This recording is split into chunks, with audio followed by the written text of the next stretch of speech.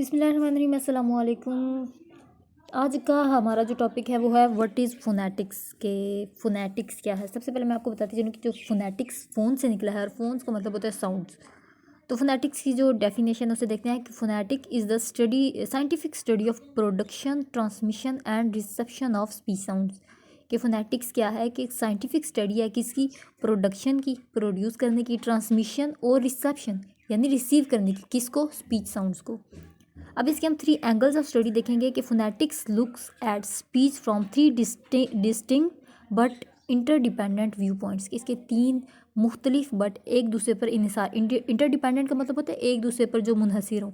ठीक है, इसके 3 व्यू पॉइंट्स को हम देखते हैं। सबसे पहले है it studies the speech organs which produce sounds of language.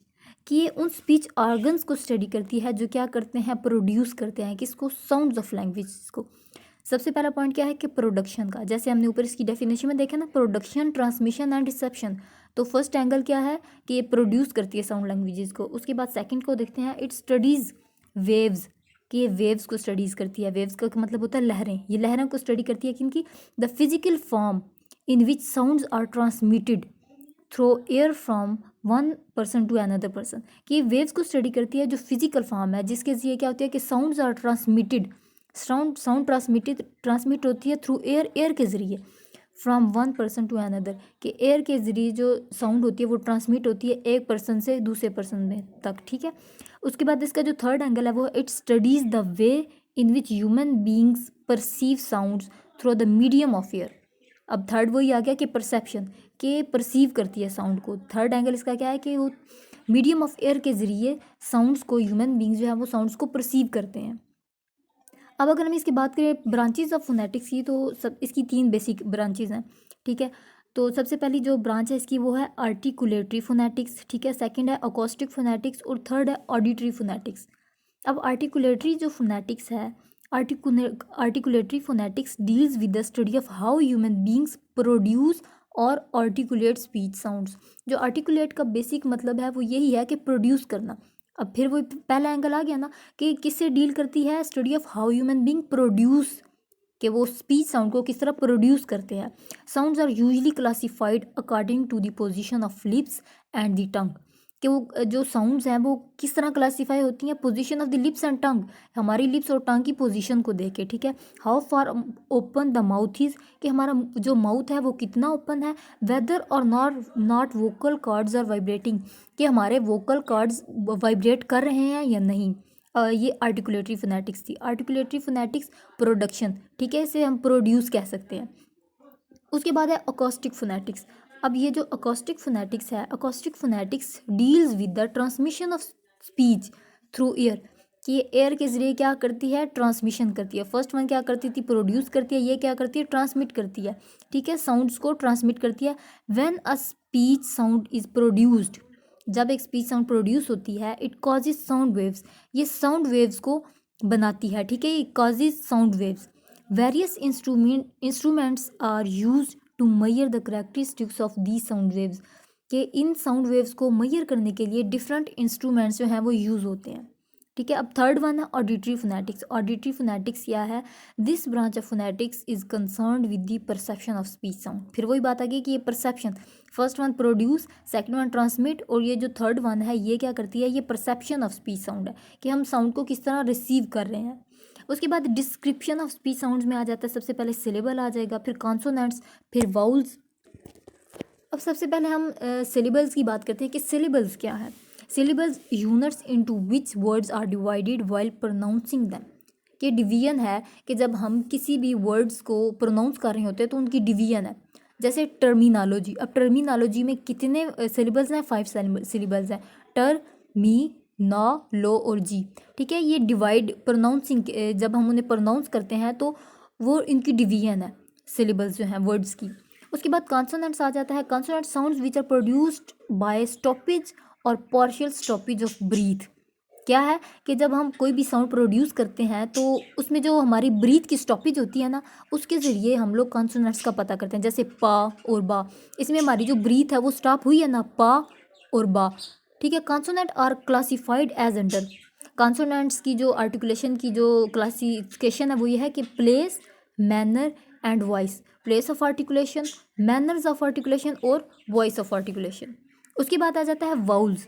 Vowels क्या है? The vowels are the speech sounds which are pronounced without any restriction in the vocal tract.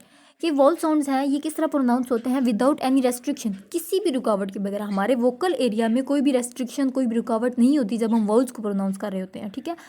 A speech sound in which the air stream from the lungs is not blocked in any way of the mouth, कि हमारे mouth और गले में या throat में वो कहीं पे भी ब्लॉक नहीं होती जब भी हम वॉल साउंड्स को स्पीच कर रहे होते हैं, ठीक, जब हम उनको बोल रहे होते हैं।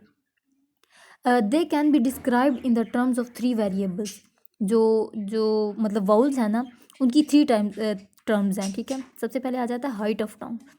हाइट ऑफ टंग क्या है? कि हाई है, मिड है, लो है, क्लोज है, ओपन है या हाफ ओपन है, ठीक है। उसके बाद है एडवांसमेंट ऑफ टंग, कि जो हमारी टंग है वो फ्रंट यूज़ है या उसका बैक यूज़ है या उसका सेंटर यूज़ है, ठीक है। उसके बाद आ जाता है लिप राउंडिंग, कि हमारी जो, जैसे हम ओ और यू को जब हम प्रोनाउंस करते हैं तो हमारे जो लिप्स हैं वो राउंड हो जाते हैं, ठीक है। उसके बाद आ जाता है डिफ्थंग। डिफ्थंग अब क्या है? कि a sound caused by combination of 2 vowels in a single syllable. अब एक सिलेबल में जब एक से ज़्यादा आ जाते हैं वाउल्स तो वो डिफ्थंग बन जाती है। जैसे क्वाइन, COIN, अब इसमें 2 वाउल्स इकट्ठे आ गया ना, O और I। इसी तरह सर्च को अगर हम देख लें, SEAR, E और A इकट्ठा आ गया। इसी तरह ग्रुप में भी OUGROUP, तो OU फिर इकट्ठा आ गया, तो ये क्या है? डिफ्थंग है।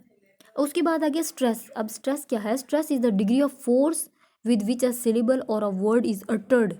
ये एक डिग्री ऑफ फोर्स है जो हम सिलेबल या वर्ड जब अटर करते हैं, जब बोलते हैं, अटर का मतलब होता है बोलना, जब हम बोलते हैं तो ये स्ट्रेस उस वक्त हम लोग यूज़ करते हैं, ठीक है। Generally nouns, demonstrative and interrogative pronouns, main verbs, adjectives and adverbs are stress.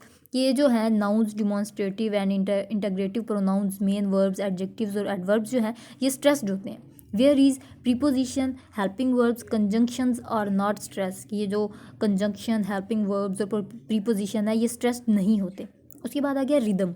Rhythm क्या होता है? कि when we speak we stress some words and do not stress others, कि जब हम बोलते हैं, जब हम स्पीक करते हैं तो हम कुछ वर्ड्स को स्ट्रेस करते हैं और कुछ को नहीं करते।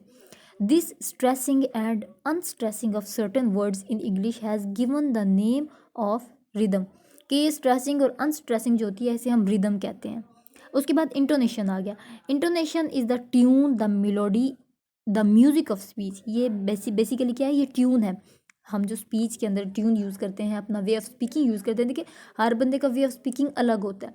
कुछ लोग बहुत पोलाइट होते हैं, कुछ लोग बोलते बोलते बहुत ऊंचा बोलने लग जाते हैं, कुछ अपनी मतलब वॉइस को बहुत रेज कर लेते हैं, कुछ बहुत लाइट कर लेते हैं।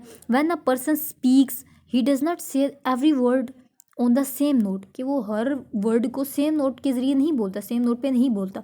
There are changes of pitch, सुर के हमारी जो ट्यून है उसके चेंजेस होते हैं। There is rise and fall of voice. हम जब बोलते हैं या हम कोई भी स्पीच यूज़ करते हैं तो राइज और फॉल हम अपनी स्पीचेज़ में यूज़ करते हैं, ठीक है। The study of these changes of pitch is called intonation. Intonation क्या है? कि study of these changes of pitch, ये मतलब इंटोनेशन है। अच्छा, ये हमारा आज का टॉपिक था फोनेटिक्स। उम्मीद है कि वैसे एक लॉन्ग अगर हम इस मतलब क्वेश्चन को कर लें तो हमारा एक लॉन्ग क्वेश्चन इजीली क्लियर हो जाएगा फोनेटिक्स। और ये बहुत इंपॉर्टेंट क्वेश्चन है, मोस्टली क्वेश्चंस में आता है, मतलब पेपर्स में आता है, ठीक है। फाइनल पेपर्स में ये लाजमी क्वेश्चन आता है। तो आई होप आपको इसकी समझ आ गई होगी। अल्लाह हाफिज़।